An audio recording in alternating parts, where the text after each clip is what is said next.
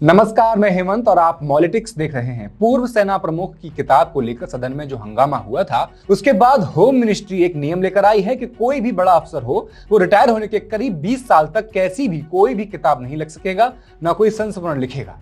किताब में अगस्त 2020 की कैलाश रेंज की घटना का जिक्र था, इसलिए उसकी चर्चा सदन में नहीं हो सकी और यह किताब कहीं भी पब्लिश नहीं हो सकी है। कई मीडिया रिपोर्ट्स ये दावा करती हैं कि नरवणे ने अपनी किताब में लिखा था कि जब सरहद पर चीनी टैंक आगे बढ़ रहे थे, उनके सिपाही आगे बढ़ रहे थे, तब उन्होंने रक्षा मंत्री को फोन किया था और बार बार पूछा था कि क्या किया जाए, दुश्मन आ रहा है, मुझे क्या करना है, मेरे लिए क्या ऑर्डर है।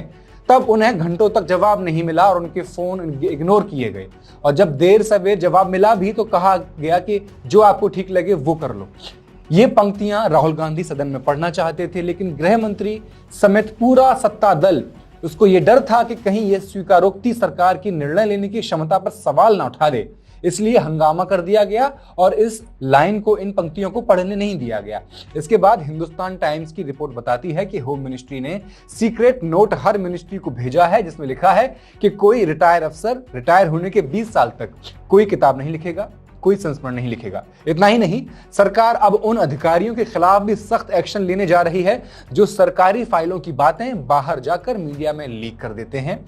यानी इसका मतलब यह है, अब अगर किसी ने भी सेंसिटिव इंफॉर्मेशन या क्लासिफाइड इंफॉर्मेशन पत्रकारों के साथ शेयर की तो उन पर ऑफिशियल सीक्रेट्स एक्ट OSA के तहत मुकदमा चलाया जाएगा। अगर सरकार को लगता है कि हाँ, इंफॉर्मेशन शेयर करने से देश की सुरक्षा को खतरा पैदा हो रहा है तो, यानी कोई इंफॉर्मेशन सीक्रेट है या नहीं, इसकी डेफिनेशन नहीं दी गई है, यह सरकार का ही आदमी तय करेगा। अब याद कीजिए 2019 में जब राफेल डील हुई थी, तब द हिंदू अखबार ने डिफेंस मिनिस्ट्री के कुछ सीक्रेट्स डॉक्यूमेंट्स पब्लिश कर दिए थे और सरकार ने सुप्रीम कोर्ट में हलफनामा देकर यह कह दिया था कि भाई ये डॉक्यूमेंट्स तो चोरी किए गए हैं और इसे हम OSA का उल्लंघन मान रहे हैं। हालांकि जिस पत्रकार ने वो खबर छापी थी, एन राम, उन्होंने अपने सोर्स का नाम कभी नहीं बताया था। इस मामले ने देश में एक बहस छेड़ दी थी।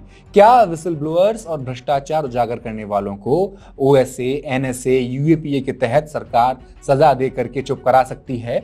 पत्रकार सैयद इफ्तिखार गिलानी का मामला 2002 का था, वो भी कुछ ऐसा ही था। उनको भी OSA के तहत गिरफ्तार किया गया था।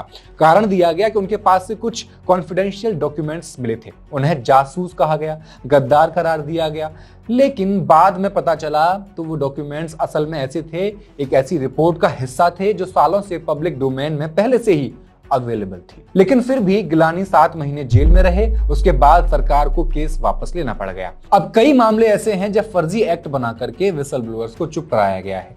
तो सवाल यही है कि ये कानून आखिर है क्या और ये है क्यों, और आखिर इसको क्यों ड्रैकोनियन कानून कहा जाता है। सबसे बड़ा सवाल ये कि RTI जैसे लोकतांत्रिक कानून के साथ साथ पैरेलली इसे कैसे चलाया जा सकता है। हम RTI फाइल करेंगे तो क्या अफसर उसका जवाब लिखेगा? ऐसे कई सवाल हैं। तो चलिए एक एक करके इस कानूनी पचड़े की गहराई में उतरते हैं और इसे समझते हैं और जानते हैं। असल में ये जो नया नोट जारी किया गया है, या एक्ट का जो नोट जारी किया गया है, ये दिसंबर 1998 में जारी किए गए एक पुराने सर्कुलर का ही अपग्रेडेड वर्जन है। लेकिन दोनों में जमीन और आसमान का फर्क है। उस वक्त सर्कुलर सिर्फ एक सलाह की तरह हुआ करता था, उसमें कहीं भी OSA का कोई जिक्र नहीं था कि कोई कॉन्फिडेंशियल चीज होगी या कोई सीक्रेट चीज होगी। अब ये OSA नोट जनवरी के दूसरे हफ्ते में जारी किया गया है। नोट में ये ताकीद की गई है कि अगर किसी पत्रकार का कोई सवाल आता है तो अफसर को अपनी अकल नहीं चलानी है, इंफॉर्मेशन नहीं दे देनी है, बल्कि सीधे उस सवाल को PIB यानी प्रेस इंफॉर्मेशन ब्यूरो के पास भेज देना है। अगर किसी अफसर को फिर भी जवाब देना ही है तो पहले अपने सेक्रेटरी की लिखित इजाजत ले ले, वो बताएगा कि क्या करना है, देनी है इंफॉर्मेशन या नहीं देनी है। इतना ही नहीं, सरकार ने अब सरकारी दफ्तरों में मीडिया से मिलने जुलने के लिए एक अलग से स्पेशल एरिया तय कर दिया है या कर देगी। अब हो सकता है उस एरिया पर नजर रखी जाएगी, कौन आ रहा है, कौन जा रहा है, इसका पूरा ब्यौरा रखा जाएगा। इस सरकारी नोट को गहराई से समझने वाले एक सूत्र ने हिंदुस्तान टाइम्स को यह भी बताया कि सरकार को डर है कहीं इस सीक्रेट नोट के बारे में मीडिया में विरोध ना हो जाए, इसलिए अपनी बात को जायज ठहराने के लिए मीडिया की तारीफ का भी सहारा लिया जा रहा है। सरकार उन लोगों के लिए 20 साल का कूलिंग ऑफ पीरियड लागू भी कर रही है जो पोजीशन ऑफ पावर यानी ऊंचे पदों पर काम कर चुके हैं, जैसे मिस्टर नरवणे। मतलब बड़े बड़े ओहदे पर बैठे लोग जैसे सेक्रेटरी या सेना प्रमुख या किसी संस्था का कोई अध्यक्ष, चेयरमैन वगैरह वगैरह, ये जब रिटायर हो जाएं तो 20 साल तक कोई किताब लिखकर सरकार की पोल न खोल दें, 20 साल के कूलिंग ऑफ पीरियड के बाद ही वो अपनी कोई किताब या संस्मरण लिख पाएंगे। आदमी 60 साल 65 साल पर रिटायर होता है, 85 साल पे क्या ही लिखेगा। कमाल की बात यह है कि भारत में ऐसा ही नियम 100 साल पहले भी था। ऑफिशियल सीक्रेट्स एक्ट 1923, यानी इस कानून को अंग्रेज लेकर आए थे। ये उस जमाने का नियम है जब भारत में लोकतंत्र नहीं था, तानाशाही थी, कॉलोनियल राज हुआ करता था। अंग्रेजों के जमाने की ये कानून की किताब आज के दौर में पत्रकारिता और पारदर्शिता पर तलवार की तरह लटक रही है। नेशनल सिक्योरिटी का नाम दे करके इसे सीधे सीधे मीडिया की आजादी के सामने खड़ा कर दिया गया है। पूरा मामला वैसा हो गया है जो फिल्मों में दिखाया जाता है। आपने अक्सर देखा होगा कि एक पत्रकार को सरकार की कोई सीक्रेट फाइल मिलती है, फिर अगले ही सीन में उसे धमकियां मिलती हैं, उसे टॉर्चर किया जाता है, फिर पैसे का झांसा दिया जाता है, खरीदने की कोशिश होती है, जब वो नहीं बिकता तो फिर उसे कई बार मार भी दिया जाता है। अंग्रेजों ने भी ये कानून इसीलिए बनाया था कि गुलाम भारत की जनता को बेवकूफ बनाया जा सके, गुलाम बनाया जा सके और यहाँ के प्रेस का दमन किया जा सके। लेकिन कैसे, आइए समझते हैं। इस कानून के दो मुख्य हिस्से हैं, पहला है जासूसी और दूसरा है जानकारियों का गलत तरीके से आदान प्रदान।